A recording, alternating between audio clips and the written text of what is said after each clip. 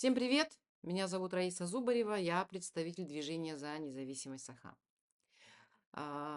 Я бы сегодня хотела сказать пару слов о противостоянии между главой Республики Саха Айсеном Николаевым и, значит, группой оппозиционеров, да, так скажем, националистов, как их еще называют. На самом деле я их называю хорошими русскими. Они из той же, значит, из той же системы хороших русских, да, из того же ряда хороших русских, что и сам Айсен Николаев. Никакие они не националисты, несмотря на то, что они говорят на якутском языке очень хорошо, да, в отличие от меня, например. Вот. Что происходит? Что происходит?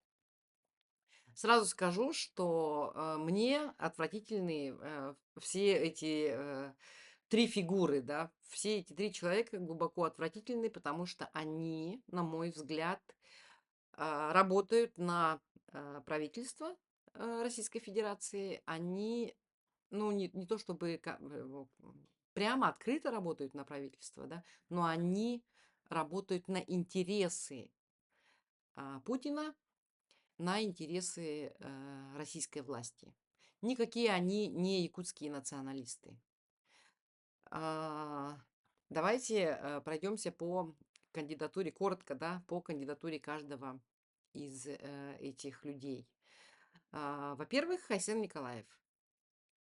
Айсен Николаев, кстати, да, хочу сразу сказать о том, что мы не так давно, где-то, наверное, месяц назад, мы опубликовали письмо, открытое в поддержку Айсена Николаева, перед, значит, российскими властями, в частности, значит, перед коммунистами.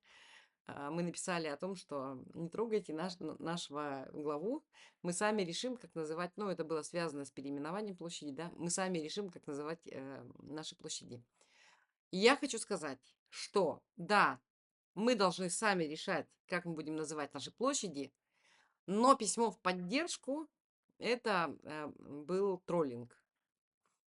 Это был троллинг, да, мы знатно потроллили и Айсена Николаева. Я представляю, в каком ступоре находилась его администрация, когда они увидели это письмо, в каком ступоре находился он сам и, в общем, все остальные журналисты и блогеры, которые все это увидели, а они это увидели. Да, мы видели публикации, что вот, да, значит, деколониальное движение вступилось за Айсена Николаева. Вот. На самом деле мы его не поддерживаем и никогда поддерживать не будем. Хотя переименование площади мы выступаем за переименование наших площадей, наших улиц, наших скверов в имена наших национальных героев.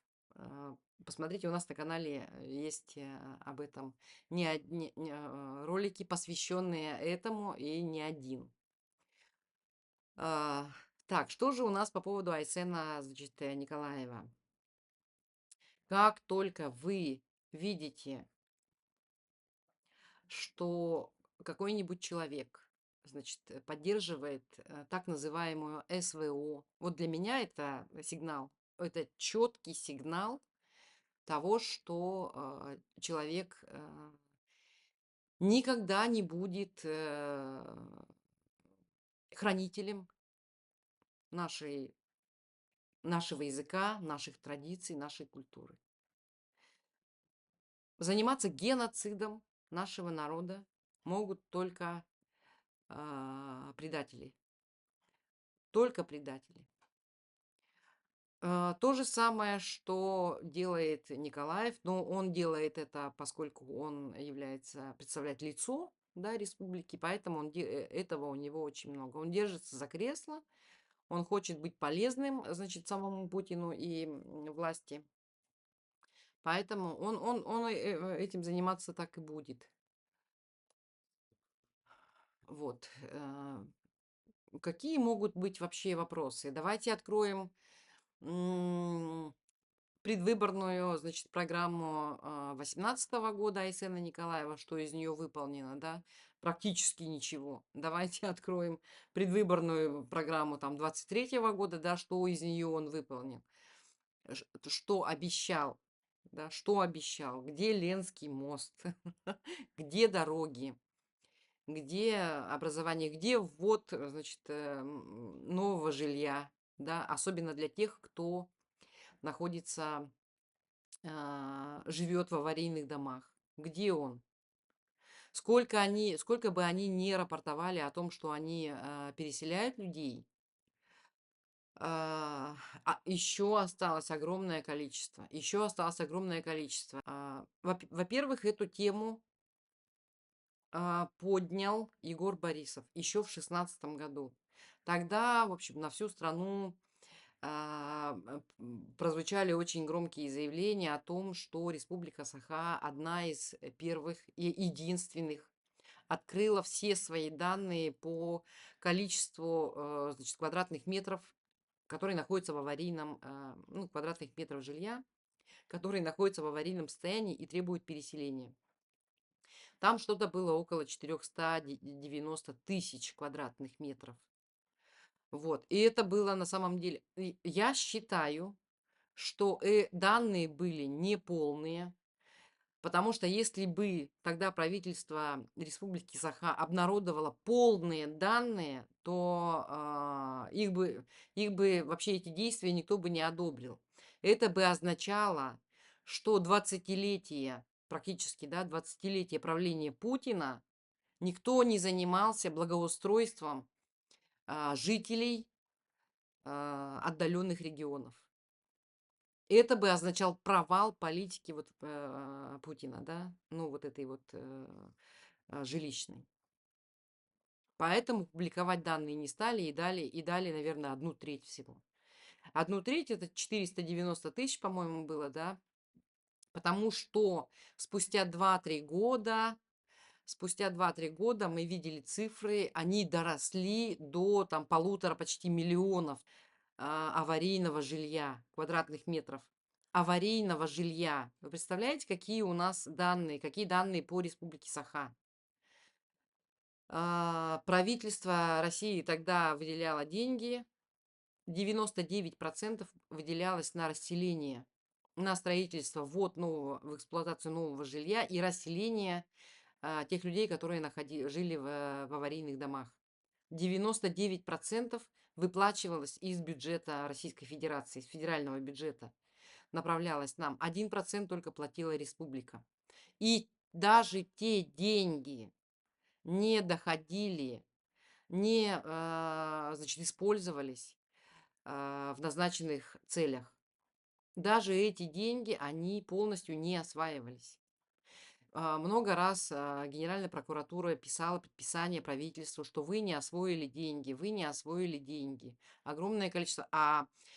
Я так понимаю, что тогда было разрешено, значит, дали карт-бланш. Это сейчас, в конце, по-моему, 24 года приняли постановление о том, что мы вот так быстро не будем принимать, значит, дома признавать аварийными.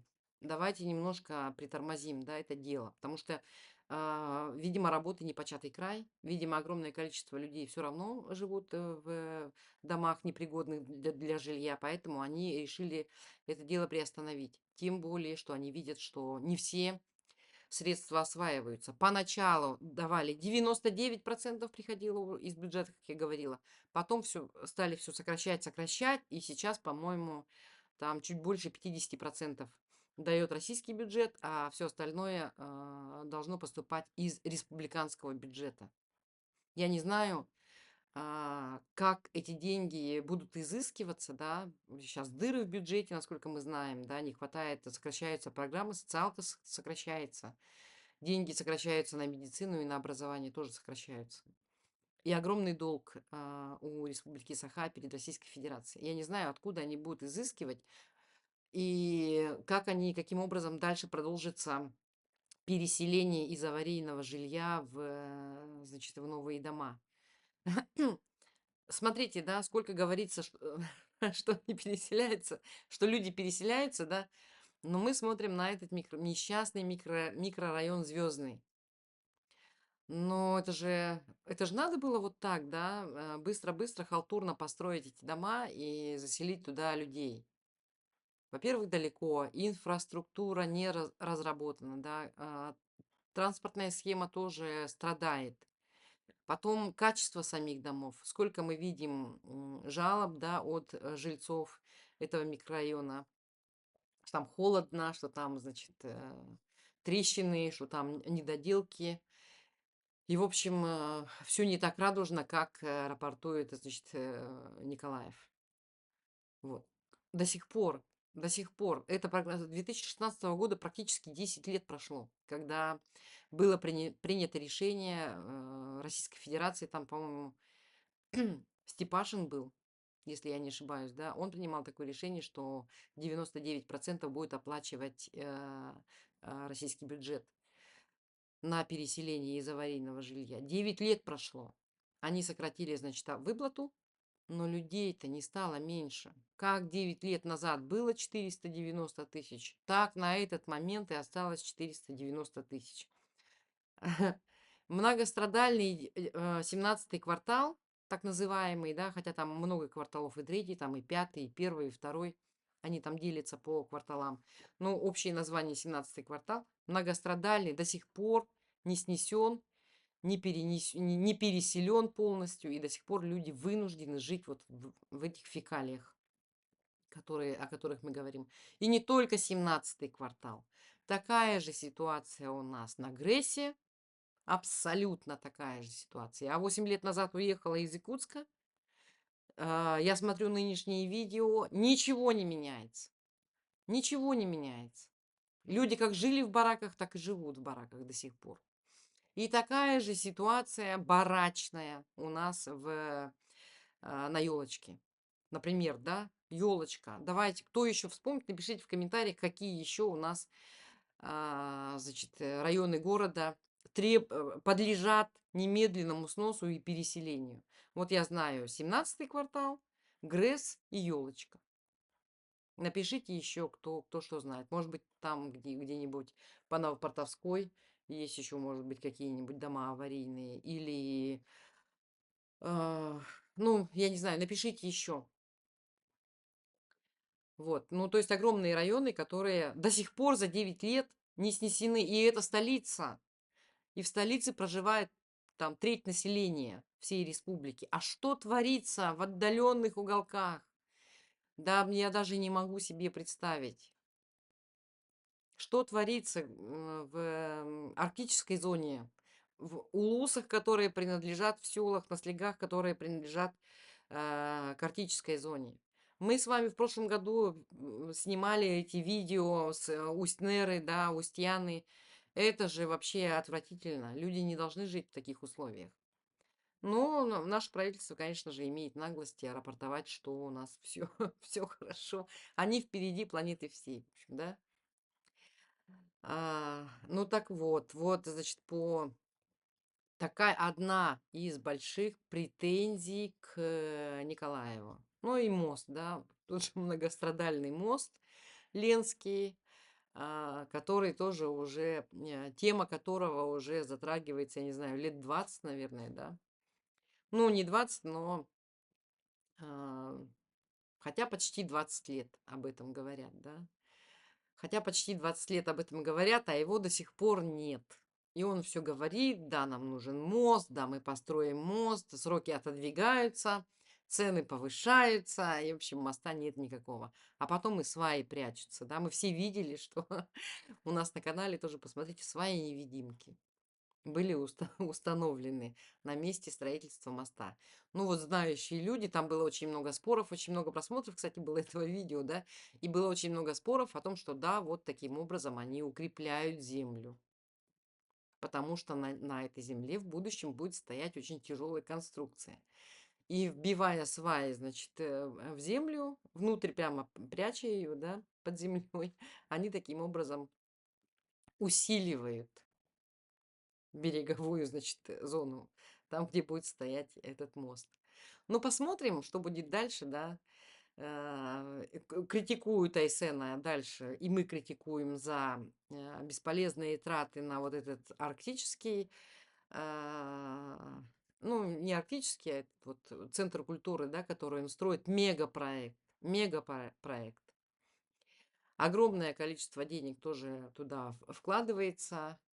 Люди у нас нищие, жить им не на что. Население закредитовано, зато мы, значит, строим вот такие мега проекты. Неизвестно вообще, кто будет занимать, вот все эти площади построенные, огромное количество площадей будет, да, огромное количество квадратных метров строится. Кто туда заедет? Кто этим будет заниматься? Всего 1 000 000 жителей у нас в республике Саха. Тоже непонятно. Но это проблема всех диктаторских режимов, да, они запоминаются людям тем, что они затеивают такие масштабные, огромные, мега, гигантские проекты. Вот. Ну и Айсен, конечно, значит, не уступает ни в чем Путину в этом. Вопрос тоже с Жатайской судоверфью. Когда этот вопрос решится? Сейчас пока все замолчали, да, при правлении, значит, он хотел запомниться этим проектом. Он хотел запомниться тем, что у республики появится своя судоверфь. Это его был такой амбициозный проект. Вот, насколько он осуществится, очень сомнительно. Да? Опять же говорим о недостатке средств, о значит, провальном бюджете. Насколько все это осуществится в жизнь, непонятно. В общем, по всем фронтам, да, и, кстати, опять же, вспомним демографию. Демографическая ситуация, это он наврал, на листе написал, что нас 1 000 000, значит, значок установил, нас 1 000 000, да. Сейчас у нас с каждым, значит, месяцем наша численность растет, и сейчас нас уже 1 почти 10 тысяч, да. Что, конечно же, не может быть правдой. Рождаемость снизилась, смертность повысилась, отток населения огромный происходит сейчас в республике, да.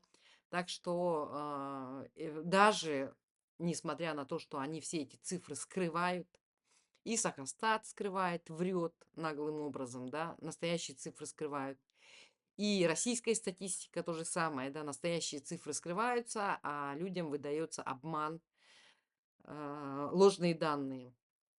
Вот, даже несмотря на это, мы можем понять, что население республики сокращается, и нас никак не может быть 1 000 000.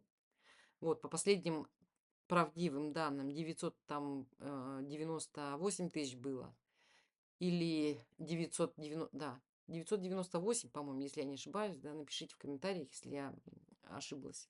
1 000 000 не было. Вот, я думаю, что даже сократилось число. Численность населения, да, количество жителей республики с того момента сократилось. Если нас сейчас есть 950 тысяч, и на том спасибо. Я думаю, что все-таки огромное количество людей уехало, огромное количество людей погибло на никому не нужной войне в Украине.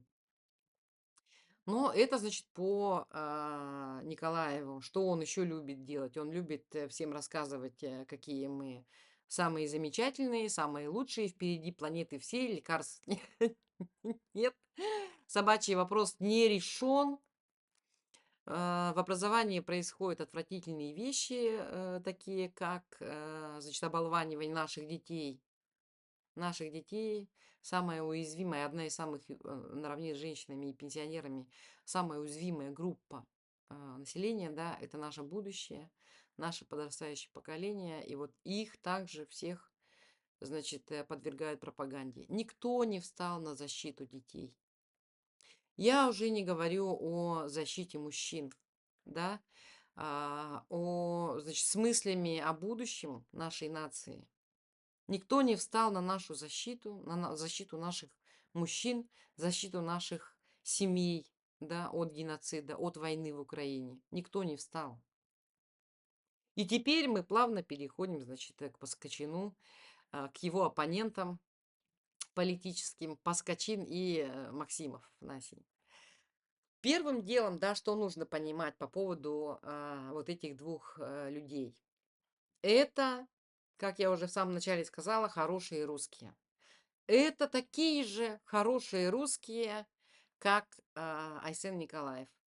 Если Путин, ну вдруг представим себе такую ситуацию, посадит на престол, значит, назначит Илдарханом или Паскачина, или Максимова, ситуация в республике не изменится.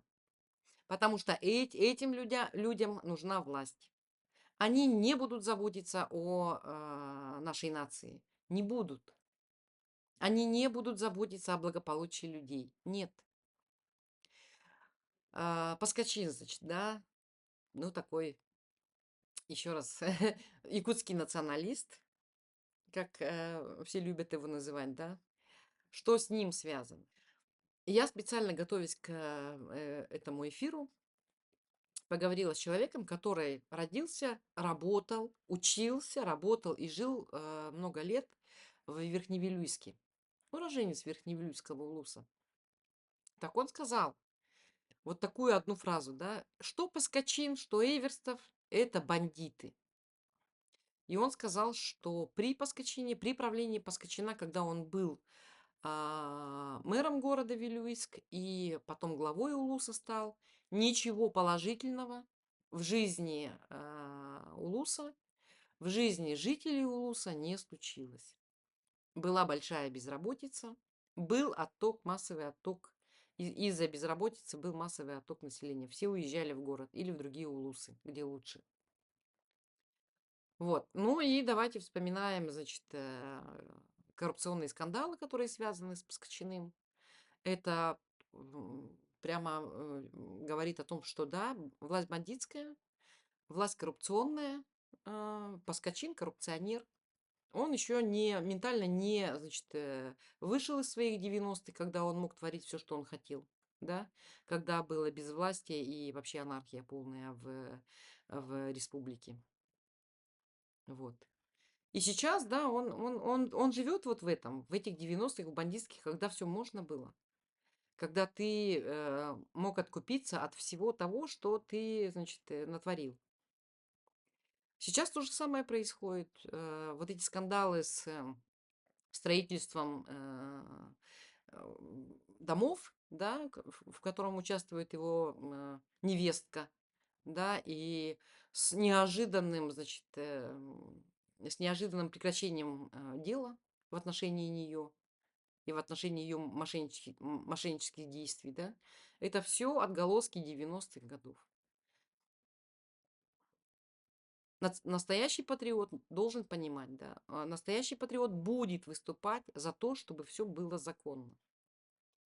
За то, чтобы ни один рубль не был украден из бюджета Республики Саха. И за то, чтобы каждый рубль шел на благосостояние наших жителей, на развитие нашей республики.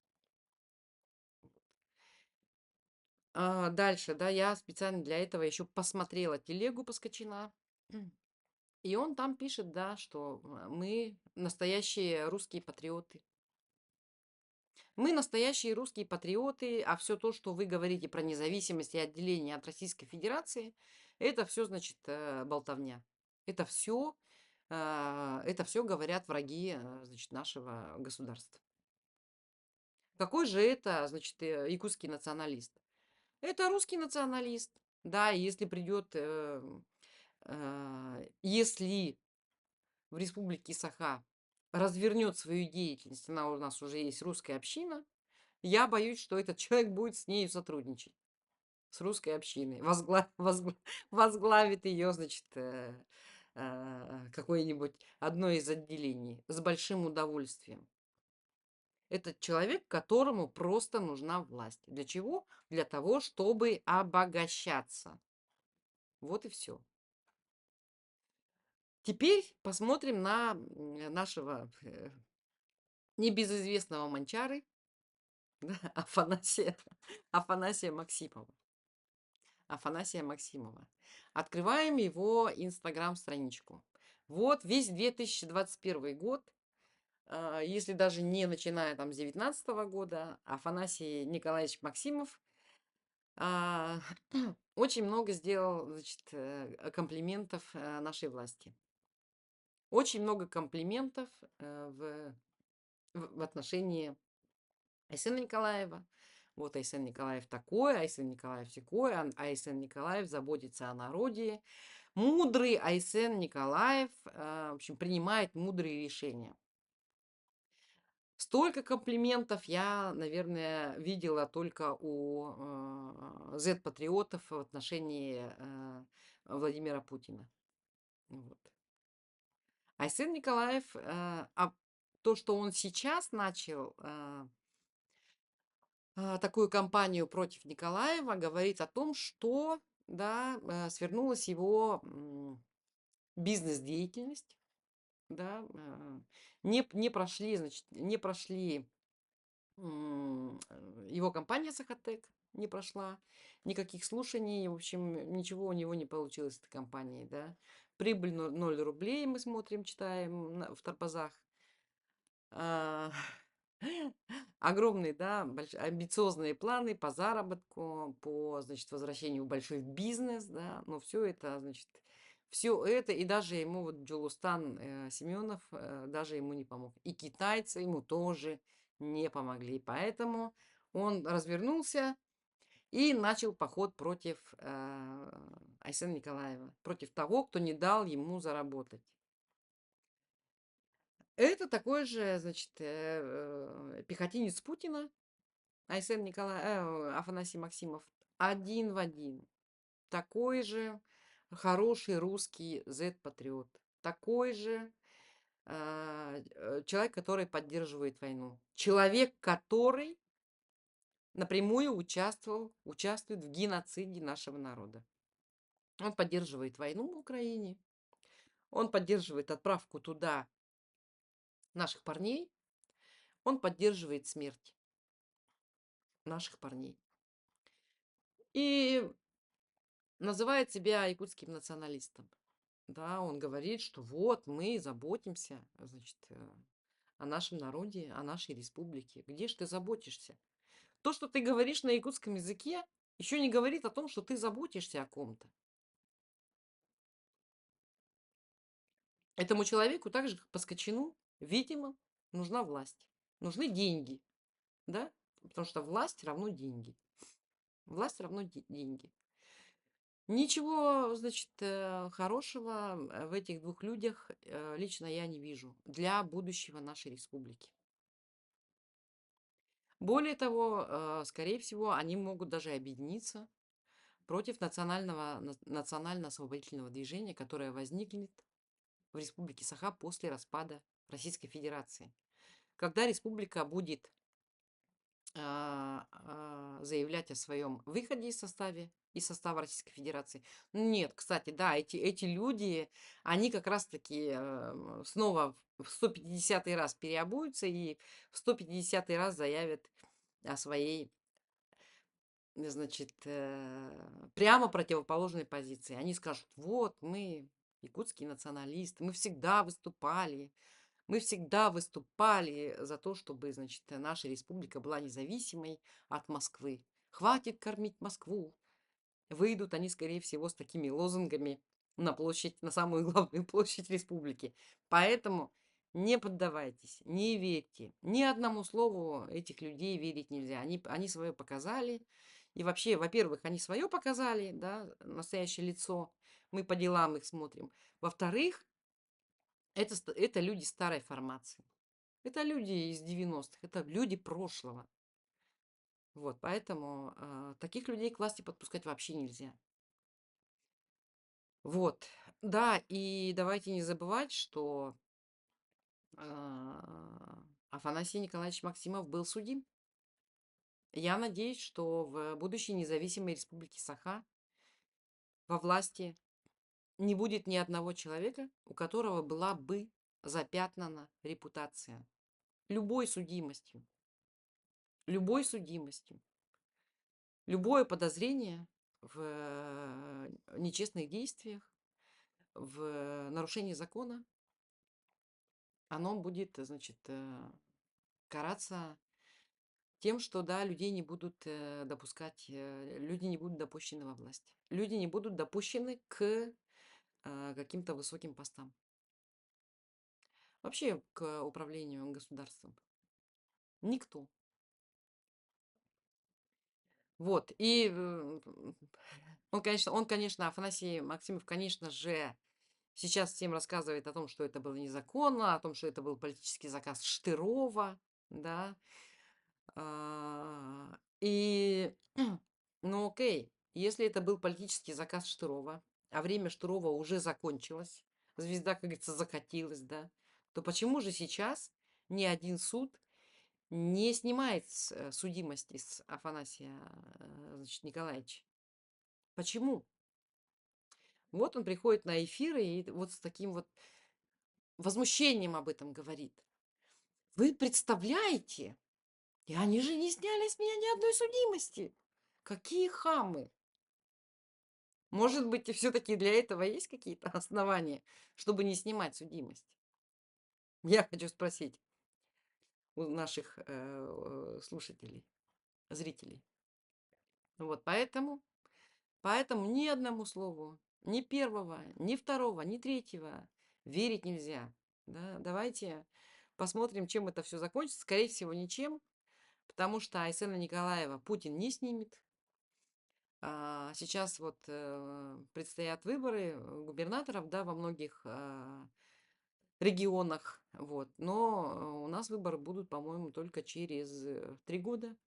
Вот, поэтому все эти 3 года у Айсена Николаева очень сильная позиция, к большому сожалению, да, потому что он и дальше будет продолжать ничего не делать, во-первых, а хуже того, он будет продолжать дальше разрушать нашу экономику, разрушать наши основные отрасли, да, те отрасли, от которых зависит наше благополучие, благополучие нашей нации, благополучие нашей республики, сельское хозяйство, добывающая промышленность, медицина, образование и так далее.